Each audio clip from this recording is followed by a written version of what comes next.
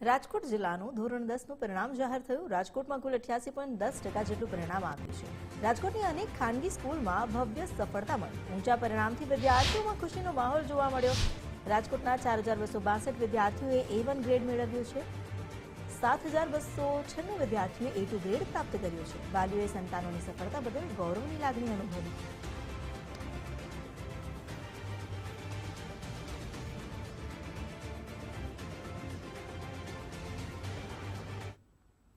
તો ખાનગી શાળાઓ વચ્ચે રાજકોટની સરકારી શાળા અડીખમ ઊભી રહી। સરોજની નાયડુ ગર્લ્સ હાઈસ્કૂલનું 100% પરિણામ આવ્યું। શાળાની વિદ્યાર્થીની બંસી ટાંકે 99.43% મેળવ્યા। ભક્તિ વિસાવડિયાએ 98.14% મેળવી નામ રોશન કર્યું। શાળાની 10 વિદ્યાર્થીનીઓએ 96.22થી વધુ PR મેળવ્યા છે। સરકારી શાળાની દીકરીઓએ શિક્ષણ ક્ષેત્રે મોટી બાજી મારી। શાનદાર પરિણામ આવતા શાળા પરિવારમાં પણ ખુશીનો માહોલ જોવા મળ્યો।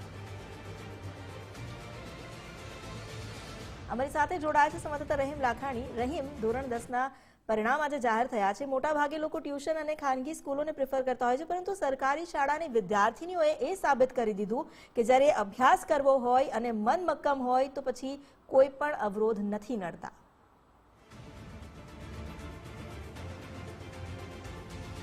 ચોક્કસપણે ખાનગી શાળાઓ છે તે મોટા મોટા હોર્ડિંગ્સો લગાડતી હોય છે ને વિદ્યાર્થીઓને આકર્ષણ કરતી હોય છે, પરંતુ આજ એવી શાળા રાજકોટ મહાનગરપાલિકા સંચાલિત આ સ્કૂલ છે શ્રીમતી સરોજની નાયડુ સ્કૂલ, કે જ્યાં 110 વિદ્યાર્થીનીઓ છે કે જે સ્કૂલનું નામ પણ રોશન કર્યું છે ને ખાનગી શાળાને પણ કહ્યું કે અમે ન ખાનગી શાળામાં નહીં પરંતુ સરકારી શાળામાં અભ્યાસ કરીને પણ ખાનગી શાળાને ટક્કર મારી શકીએ છીએ, કારણ કે એક પણ વિદ્યાર્થીની છે તે નાપાસ ન થઈ। 110 વિદ્યાર્થીની છે, 110 વિદ્યાર્થીઓ સારા માર્ક પણ લાવી છે। એવું નથી કે સાવ નબળા માર્ક સાથે તેઓ પાસ થયા છે।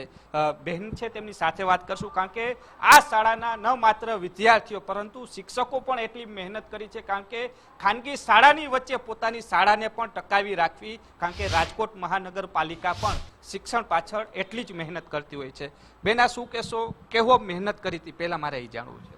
ખૂબ મહેનત કરી છે। અમારી શાળા બહુ સારી છે। અમારા આચાર્ય શ્રી ડૉક્ટર સોનલબેન ફળદુ એ અમારા માટે ખૂબ મહેનત કરી છે અને અમારો સ્ટાફ અવિરત અમારી પાછળ રહ્યો છે।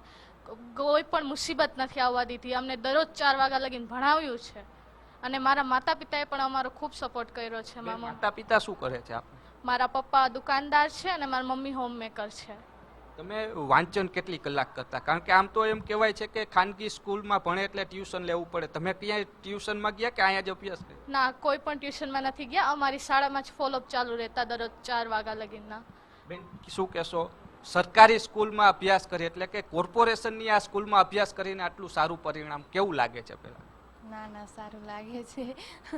પહેલી વાર આમ મને શું કહેવાય, ઇન્ટરવ્યૂ પહેલી વાર દઉં છું અને મારા શ્રી આચાર્ય શ્રી સોનલબેન ફળદુનો ખૂબ આભાર માનીશ। એનો પણ મહત્ત્વનો ફાળો રહ્યો છે અને મારા આચાર્ય શ્રી તથા મારા બધા જ શિક્ષકજનોને ખૂબ જ આભાર માની રહી છું। એનો બેન, એવું કહે છે કે સરકારી સ્કૂલ કે ગવર્મેન્ટની સ્કૂલ હોય ને ત્યાં અભ્યાસ ન કરાય, તમારું શું માનવું છે?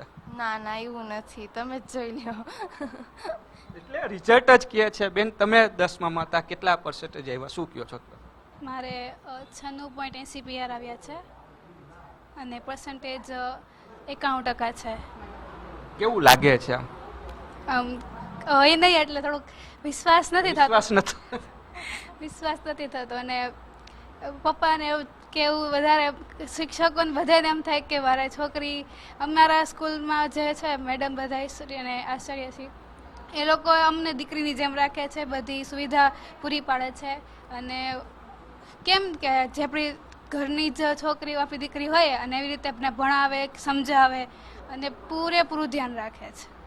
તો એક દીકરીઓ છે ને, આ તમામ દીકરીઓ માટે કંઈક મેસેજ દઈ રહી છે, કારણ કે સરકારી સ્કૂલમાં અભ્યાસ કરવા માટે અનેક એવા વાલીઓ હોય છે તે શાળાની અંદર મોકલતા નથી હોતા। પણ આપણે સ્કૂલના આચાર્ય સાથે વાત કરીએ। બેન, એક સ્કૂલનું સારું પરિણામ, રાજકોટ મહાનગરપાલિકા સંચાલિત, અને બીજી વસ્તુ એ કે સરકારી સ્કૂલમાં મોટા ભાગે એડમિશન લેતા નથી, પરંતુ આ અલગ સંદેશો છે, શું કહો છો? પહેલી વાત તો અમે કોઈ શાળાના શિક્ષકો નથી, દરેક દીકરીઓના માતા પિતા છીએ। એવા જ ભાવથી બધા અહીંયા નોકરી કરીએ છીએ અને એક એવી લગન અને ભાવના છે કે અમારી દીકરીઓ ઘરની સ્થિતિ ખૂબ ખરાબ છે, પણ અમે એને પ્રોત્સાહન આપશું, પ્રેરણા પૂરી પાડશું તો 100% એ ખૂબ સારું પરિણામ લાવી શકે છે. આજે તમે આ પરિણામ જોઈ શક્યા છીએ અને અમારા સમગ્ર શાળા માટે ગૌરવની વાત છે.